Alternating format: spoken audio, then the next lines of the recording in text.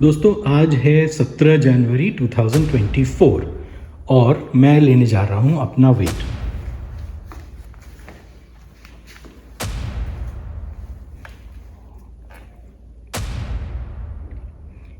$84.4। मेरे हाथ में मोबाइल फ़ोन है तो शायद 400 ग्राम इससे घटा सकते हैं, यानी एग्जैक्टली 84 किलोज। वाह।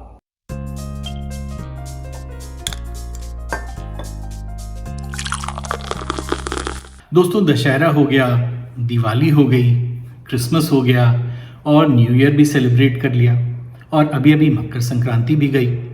मिठाइयाँ, केक, तिल के मीठे मीठे लड्डू और भी बहुत कुछ जम के खाया, बड़ा मज़ा आया।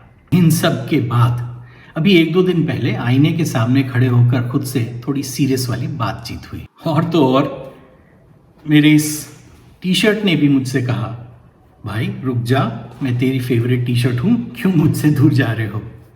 पर इस बातचीत से मेरी समझ में आया कि मैं मोटा हो रहा हूँ। वेट मशीन ने भी कंफर्म कर दिया। करीब 2 साल पहले मेरा वेट था 78 किलोज। BMI कैलकुलेशन के हिसाब से मेरा वेट होना चाहिए था करीब 70-72 किलो। तब सोचा था कि 6 किलो की ही तो बात है, कम कर लूँगा।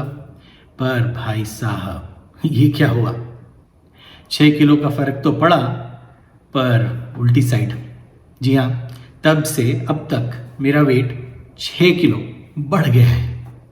फिर क्या, अभी तो नया साल शुरू ही हुआ है तो सोचा कि न्यू ईयर रेजोल्यूशन बनाता हूँ कि अगले 6 महीने में 12 किलो वेट कम करूँगा। मोटिवेशन का एक ज़बरदस्त झोंका आया और एकदम खतरनाक वाली प्लानिंग शुरू कर दी। कितने कैलोरीज खाऊं, कितने बर्न करूं, क्या खाऊं और कितनी एक्सरसाइज करूं, वगैरह वगैरह। आप अगर ये वीडियो देख रहे हैं तो आप अच्छी तरह से समझ रहे होंगे इस ड्रिल को।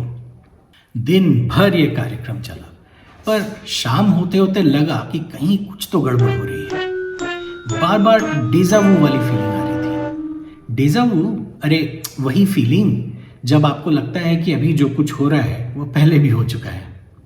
फिर बात समझ में आई कि अरे हाँ, 2 साल पहले भी तो ऐसा ही कुछ हुआ था। न्यू रेजोल्यूशन बनाया था, ढेर सारी प्लानिंग की थी, एक आध महीने पूरे जोश के साथ उसे इम्प्लीमेंट भी किया था, पर पता नहीं कब वो डिसॉल्व हो गया। ये समझ में आते ही मैं तो भाई वापस ज़मीन पर आ गया।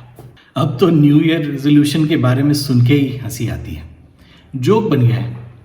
पता है कुछ होने जाने वाला नहीं। फिर सोचा ऐसा होता क्यों है। अच्छा, इस बीच एक बड़ी अच्छी चीज़ हुई और वो ये कि उसी शाम को मैंने एक मूवी देखी, 12th फेल। आपने देखी है कि नहीं? नहीं देखी तो फौरन देख डालिए, अच्छी फिल्म है। और हाँ, इसी बात पर याद आया, आपने ये चैनल सब्सक्राइब किया है कि नहीं? अगर नहीं सब्सक्राइब किया तो फौरन सब्सक्राइब कीजिए और बेल आइकन को भी प्रेस कर दीजिए। अब वापस आते हैं 12th फेल पर। इस मूवी में एक बहुत ही मोटिवेटिंग फ्रेज यूज किया गया है, रीस्टार्ट।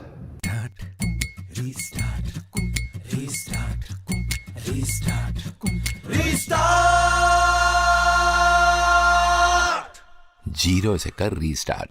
यानी अगर किसी काम में सक्सेस ना मिले तो फिर से शुरू करें। और वैसे भी हर अटेम्प्ट के साथ जो लर्निंग और एक्सपीरियंस आते हैं वो तो आपके पास है ही, आपके नए रीस्टार्ट को नई डायरेक्शन और एनर्जी देने के लिए। बत्ती फिर से जल गई, मोटिवेशन वापस आ गया, पर इस बार कुछ अलग करना होगा। फेलियर से कुछ तो सीखना चाहिए। मुझे चाहिए था एक नया अप्रोच, एक डिफरेंट तरीका। सबसे पहले तो ये समझ में आया कि अगर 6 महीने में 12 किलो वेट लूज करना ही मेरा रेजोल्यूशन है तो काफ़ी ज़्यादा चांसेस हैं कि ये फिर पूरा नहीं होगा। इसलिए नहीं कि 6 महीने में 12 किलो लूज करना डिफिकल्ट है, वो तो है ही, बल्कि इसलिए कि मेरा पूरा फोकस आउटकम या रिजल्ट पर है। उसके बाद मेरा ध्यान इस बात पर है कि इस रिजल्ट को मैं कैसे जल्दी और परफेक्शन के साथ अचीव कर लूँ। और परफेक्शन और रिजल्ट जल्दी पाने की कोशिश में प्लानिंग कर करके हम इस प्रोसेस को इतना डिफिकल्ट बना देते हैं कि कुछ ही दिनों में ये सब कुछ पहाड़ जैसा लगने लगता है। हम जिस इंटेंसिटी से शुरुआत करते हैं हम उस इंटेंसिटी को सस्टेन नहीं कर पाते और फिर मोटिवेशन भी ख़त्म रिजोल्यूशन भी हवा हवाई। चलो फाइट मार के 6 महीने में 12 किलो घटा भी लिया, तो उसके बाद क्या? इन 6 महीनों में जो आपने कष्ट सहे हैं, जो आपने अपने आप को डिप्राइव किया है, उसकी भरपाई? मैंने कई लोगों को देखा है बहुत कोशिश करके अपना वेट कम करते हुए और फिर बैक टू स्क्वायर वन पर जाते हुए 12 किलो या ज़्यादा वापस चढ़ा लेना और फिर एक नया रेजोल्यूशन। हम शुरुआत ही करते हैं व्हाट या आउटकम से, फिर आते हैं हाउ, कैसे या प्रोसेस पर। लेकिन इस पूरे चक्कर में वाई या रीज़न पर हम ज़्यादा भाव नहीं देते। किसी भी टास्क या गोल को अचीव करने का मोटिवेशन वहीं से तो आता है। किसी भी रेजोल्यूशन के फेल होने की सबसे बड़ी वजह होती है मोटिवेशन या रीज़न की जगह आउटकम या रिजल्ट पर फोकस, यानी रेजोल्यूशन में ही प्रॉब्लम होती है। इसलिए इस बार उल्टा या कहें सीधा शुरू करते हैं, रीज़न या वाई से। मुझे वेट लूज करना ही क्यों है भाई? बल्कि वेट लूज करना मेरा गोल तो होना ही नहीं चाहिए।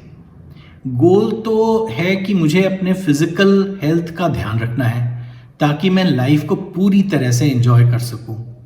एक एग्जाम्पल दूं तो मैं चाहता हूं कि मिठाई या फ्राइड फूड खाना या ना खाना मेरी चॉइस हो लाइफ लॉन्ग, न कि ये कि भाई डॉक्टर ने मना किया है। अपने घर के पास वाले मार्केट तक वॉक करके या इवन जॉग करके जाना या फिर कार से जाना मेरी चॉइस हो लाइफ लॉन्ग, न कि ये कि भाई मैं तो चल ही नहीं सकता। हैप्पी और फिजिकली फिट रहना और लाइफ के हर मोमेंट को एंजॉय करना ऑब्जेक्टिव है। फिजिकली फिट और हेल्दी रहना कोई 6 महीने वाला गोल तो है नहीं, ये तो लाइफ लॉन्ग प्रोसेस है, जर्नी है। तो इसलिए 6 महीने में 12 किलो लूज करने वाला रेजोल्यूशन कैंसिल। रेजोल्यूशन ये है कि मैं लाइफ लॉन्ग अपने फिजिकल हेल्थ को ऐसा रखूंगा कि लाइफ को अपने टर्म्स या अपनी चॉइस के हिसाब से एंजॉय कर सकूं। लाइफ के मोमेंट्स को एंजॉय करने के लिए कभी भी फिजिकल हेल्थ आड़े ना आए। अब बात आती है कि इस जर्नी की शुरुआत कैसे की जाए और कैसे इंश्योर किया जाए कि मैं इस जर्नी पर बना रहूं। तो इसके लिए जर्नी का इजी और एंजॉयबल होना ज़रूरी है। छोटे छोटे स्टेप से शुरू करूंगा। ये लाइफ लॉन्ग मैराथन है, कोई 100 मीटर की रेस नहीं। जल्दी थकना या बर्न आउट नहीं होना है, इसलिए स्पीड उतनी ही रखूंगा जितनी मैं पूरी जर्नी तक सस्टेन कर पाऊं। So let's keep it simple. अब आते हैं प्लानिंग पर। फिजिकल हेल्थ 2 पिलर्स पर टिका होता है, फूड और एक्सरसाइज। सबसे पहले फूड की बात करते हैं। मैंने अपने अभी के डाइट और डाइटरी हैबिट्स को देखते हुए एक बहुत छोटी सी डूज एंड डोंट्स की लिस्ट बनाई है। डिनर जल्दी करूंगा ताकि डिनर टाइम और बेड टाइम के बीच सफिशिएंट गैप हो। अगर मैं अपने डाइट के बारे में सोचूं तो मुझे लगता है कि मेरे वेट के बढ़ने की सबसे बड़ी वजह है शुगर। तो इसलिए वीकडेज में शुगर या मीठा नहीं खाऊंगा। इसका मतलब सुबह की चाय में नो शुगर, लंच और डिनर के बाद नो स्वीट डिश। पर डेजर्ट या मीठा खाना भी लाइफ के प्लेजर्स में एक है, ऐसा मुझे लगता है। इसलिए वीकेंड्स या फेस्टिवल डेज पर ज़रूर खाऊंगा, पर सिर्फ एक मील के बाद। इसे लोग चीट डे कहते हैं, मैं इसे रिवॉर्ड डे कहूँगा। डीप फ्राइड फूड मैं ज़्यादा वैसे भी नहीं खाता, इसलिए वहाँ कोई प्रॉब्लम नहीं है, ऐसे ही चलने देंगे।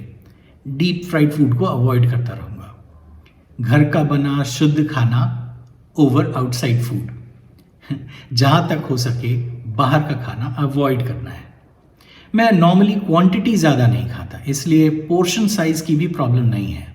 पर कभी अगर कुछ बहुत अच्छा बना हो या फिर बचा हुआ कुछ ख़त्म करना हो तो ओवर ईटिंग हो जाती है। ऐसा नहीं करूँगा। No to overeating. पर हाँ, अगर कभी ओवर ईटिंग हो भी गई तो कॉम्पनसेट करने के लिए कोई भी मील स्किप नहीं करूँगा। बाकी सब जैसा है वैसा ही सही है। और हाँ, इन सब के बाद फूड के हर बाइट को सेवर करते हुए, एंजॉय करते हुए स्लोली आराम से खाऊंगा। फूड के अरोमा, टेक्सचर, टेस्ट और विजुअल अपील को अप्रिशिएट करते हुए अगर हम उसे खाएं तो यकीन मानिए उसकी न्यूट्रिशनल वैल्यू और बढ़ जाती है। आई प्रैक्टिस माइंडफुल ईटिंग। अब आते हैं एक्सरसाइज या फिजिकल एक्टिविटीज की ओर। जितनी कैलोरी का इंटेक है, अगर उससे ज़्यादा हम बर्न करें तो वेट लॉस होना ही है। मैं अपने अभी के फिजिकल एक्टिविटी लेवल को लाइट मानता हूँ, इसे डेफिनेटली बढ़ाने की ज़रूरत है, पर ऐसा मैं धीरे धीरे करूँगा ताकि मैं इसे एंजॉय कर सकूँ और ये बर्डन ना लगे। अगेन, ये 100 मीटर की रेस तो है नहीं। एक्सरसाइज रूटीन ऐसा हो जो आपके डेली के रूटीन में अच्छे से ब्लेंड हो जाए। ज़रूरत है अपने आप को आहिस्ता आहिस्ता लाइट से मॉडरेटली एक्टिव बनाने की। अगर ये प्रोसेस एंजॉयबल रहा तो हमारी बॉडी अपने आप हमें एक्टिवनेस के अगले लेवल की ओर ले जाएगी, किसी भी गेम की तरह, लेवल 1, लेवल 2, फिर लेवल 3। लेकिन वीडियो गेम्स की तरह रियल लाइफ में एक्टिवनेस का ये लेवल्स क्रॉस करने के लिए ज़रूरी है कि वी शो अप डेली। हर दिन के छोटे छोटे स्टेप्स एक दिन रनिंग में कन्वर्ट हो जाएंगे और मज़ा भी आएगा।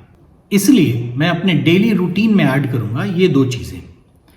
पहली तो ये कि मैं ब्रेकफास्ट के पहले सिर्फ 5 मिनट की स्ट्रेचिंग और 5 मिनट की मीडियम इंटेंसिव वर्कआउट करूँगा। दूसरी ये कि मैं इंटेंसिव वर्कआउट के बाद सिर्फ 10 पुशअप्स करूँगा as a part of weight training. इससे मेरी कोर स्ट्रेंथ बढ़ेगी और अपर बॉडी में लीन मसल्स डेवलप होने शुरू हो जाएंगे, जो कि वेट लॉस के लिए ज़रूरी है। बस इतना ही। ये मेरे अगले 1 महीने का प्लान है। सबसे ज़रूरी बात, हम ठहरे इंडियंस, हम देसी लोगों को जब तक प्रेशर फील नहीं होता हम कोई काम नहीं करते। इसलिए मैंने अपने इस प्लान को अपने इमीडिएट फैमिली मेंबर्स और दोस्तों को तो बताया ही है, आपको यानी मेरी 10,000 मेंबर्स की एक्सटेंडेड फैमिली को भी बता रहा हूँ। अब अगर मैंने इस प्लान को फॉलो नहीं किया तो आप मेरा मजाक उड़ा सकते हैं। प्रेशर को बरकरार रखने के लिए मैं ये भी कमिट करता हूँ कि हर महीने अपने प्रोग्रेस की रिपोर्ट आपको देता रहूँगा।